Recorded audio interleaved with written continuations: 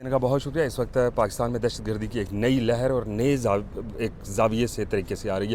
علماء کرام کو ٹارگٹ کیا جا رہا ہے، کیا سمجھتے ہیں کہ ایسا کیوں ہو رہا ہے اور کون پیچھے ہو سکتا ہے؟ دیکھیں جی، اصل میں یہ جو پچھلے 45 سال سے اس علاقے میں بڑی طاقتوں نے جنگیں کرانے کے لیے ہمارے ہاں مذہبی انتہا پسندی کو فروغ دیا ہے، اس کی وجہ سے ایک فرقہ وارانہ ذہنیت پیدا ہو گئی ہے، اور اس کے نتیجے میں نہ صرف عام لوگوں کو قتل کیا جاتا رہا ہے بلکہ اب علماء کو بھی قتل کیا جا رہا ہے، جو بہت تشویشناک بات ہے۔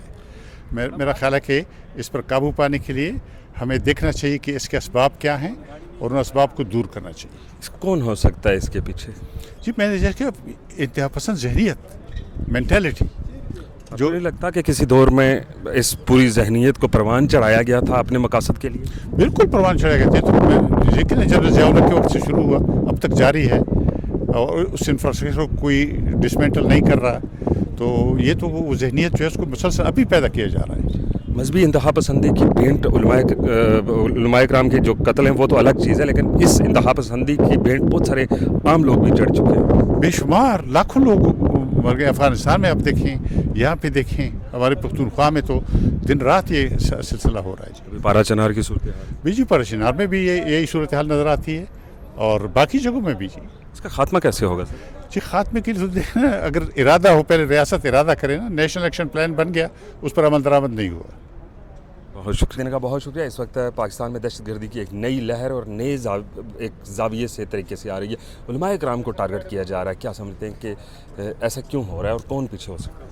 دیکھیں جی، اصل میں یہ جو پچھلے 45 سال سے اس علاقے میں بڑی طاقتوں نے جنگیں کرانے کے لیے ہمارے ہاں مذہبی انتہا پسندی کو فروغ دیا ہے، اس کی وجہ سے ایک فرقہ وارانہ ذہنیت پیدا ہو گئی ہے، اور اس کے نتیجے میں نہ صرف عام لوگوں کو قتل کیا جاتا رہا ہے بلکہ اب علماء کو بھی قتل کیا جا رہا ہے، جو بہت تشویشناک بات ہے۔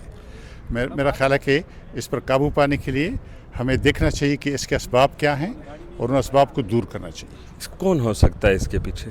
جی، میں نے دیکھا انتہا پسند ذہنیت، مینٹیلٹی جو نہیں لگتا کہ کسی دور میں اس پوری ذہنیت کو پروان چڑھایا گیا تھا اپنے مقاصد کے لیے؟ بالکل پروان چڑھایا گیا تھا، لیکن جب ضیاء الحق کے وقت سے شروع ہوا اب تک جاری ہے، اور اس انفراسٹرکچر کو کوئی ڈسمینٹل نہیں کر رہا، تو یہ تو وہ ذہنیت جو ہے اس کو مسلسل ابھی پیدا کیا جا رہا ہے۔ مذہبی انتہا پسندی کی بھینٹ علماء کرام کے جو قتل ہیں وہ تو الگ چیز ہے، لیکن اس انتہا پسندی کی بھینٹ بہت سارے عام لوگ بھی چڑھ چکے ہیں، بے شمار لاکھوں لوگ مر گئے۔ افغانستان میں آپ دیکھیں، یہاں پہ دیکھیں، ہمارے پختونخوا میں تو دن رات یہ سلسلہ ہو رہا ہے۔ پارا چنار کی صورتحال جی، پارا چنار میں بھی یہی صورتحال نظر آتی ہے، اور باقی جگہوں میں بھی۔ جی، اس کا خاتمہ کیسے ہوگا سر؟ جی، خاتمے کے لیے دیکھنا، اگر ارادہ ہو، پہلے ریاست ارادہ کرے نا، نیشنل ایکشن پلان بن گیا، اس پر عمل درآمد نہیں ہوا۔ بہت شکریہ۔